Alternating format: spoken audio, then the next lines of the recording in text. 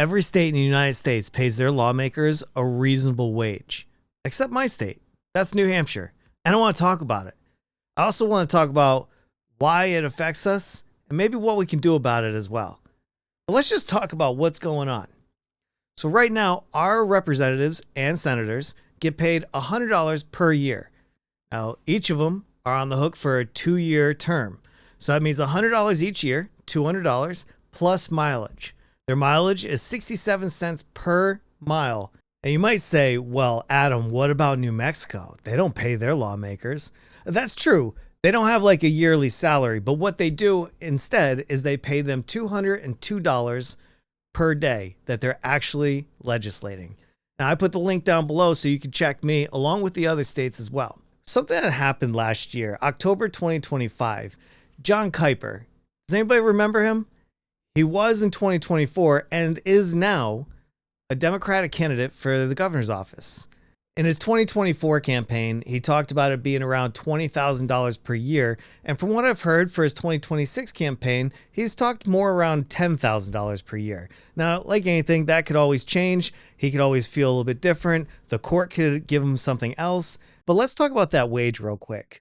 One thing that I certainly believe in, if you go to work for the people, or you go work at the Circle K, it doesn't really matter to me. When you're performing work for anybody or any institution, I believe that you should be paid a living wage, something that definitely doesn't happen in the United States. Very few people are getting that.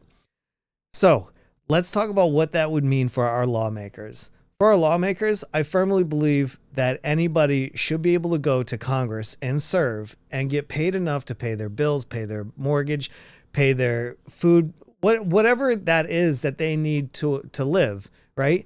And I'm talking about the basics. Now, we have talked as a country about $15 an hour. Some places that minimum wage would really be more like $27 an hour. And I know I'll hear in the comments, well, what about those burger flippers? What about those people making XYZ?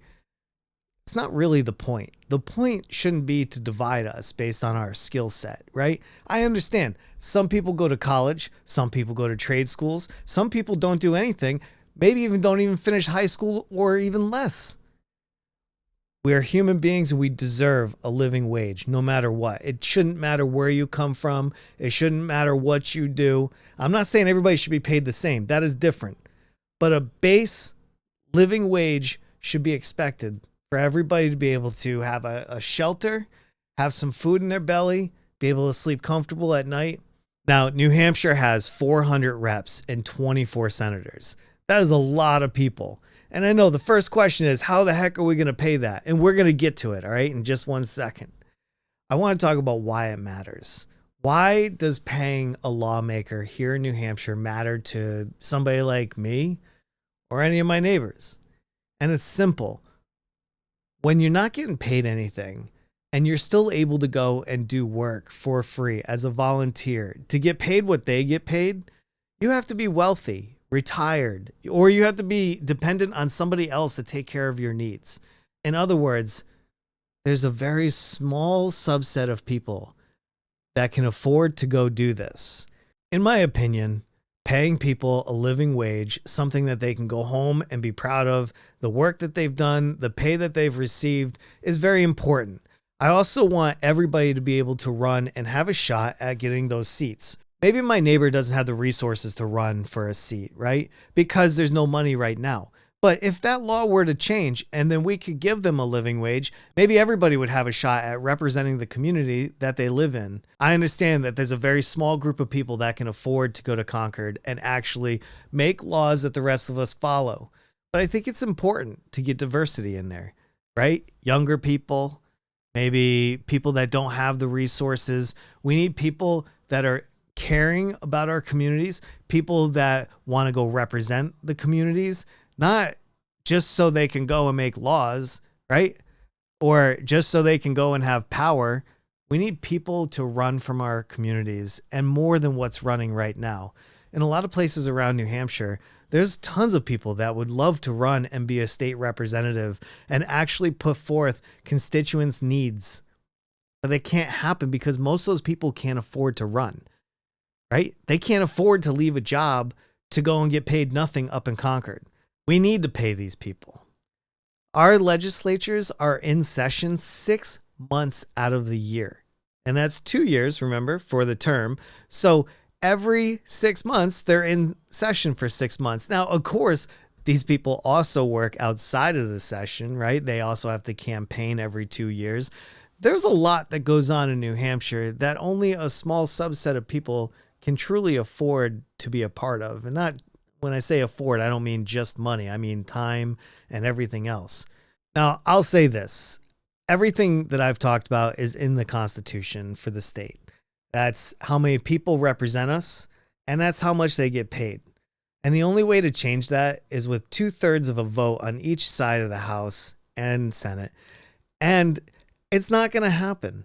It's not going to happen because this state has been gerrymandered, and it's going to be Republican controlled for a very long time. I think one of the biggest things is, how do we pay for this, right? As a state that's only 1.4 million people, how do we pay 400 reps and 24 senators a living wage or above?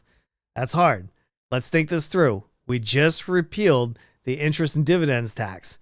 How about bringing it right back, right? So that way wealthy people can pay into the system. It's not that hard. It really is not that hard. But with the Republican Congress, it will be an absolute difficult thing to ever get done. All right, we can also legalize cannabis. Over 70% of New Hampshire's population believes in full legalization of recreational cannabis. Not a bad idea. It'll bring in a little bit. It won't bring in all of it, but it'll bring in a little bit. Now, before you think I'm going to say a sales tax or an income tax, you're wrong.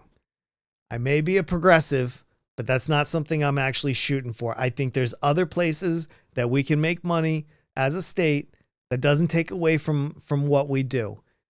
All right. And I could list so many other things, but right now our finances in the state is underwater. If you haven't been paying attention, we are negative $67 million out of our surplus, and it's not going to get any better. It's not going to get better because Republicans aren't looking for revenue, and they're not passing bills to make the state money. I mean, unless you consider the $40 inspection sticker that you no longer have to get. But before you get too excited, I mean, at least you don't have to go to get the inspection. But that $40, $50 that you were hoping to save by not getting that sticker was rolled into your registration. You didn't save anything except a trip to the inspection station, and that's okay, right? I like that too. But we need to bring up revenues, and we need to fix what's going on in our state. And the only way to do that is to get people in here that have ideas and they have the fortitude to move the needle. Those people exist, and I want to talk to them. Anyway, if you like this video, I'm going to wrap it up right here. I hope that you'll like, subscribe, and catch me in the next video. Thank you for watching. I appreciate you.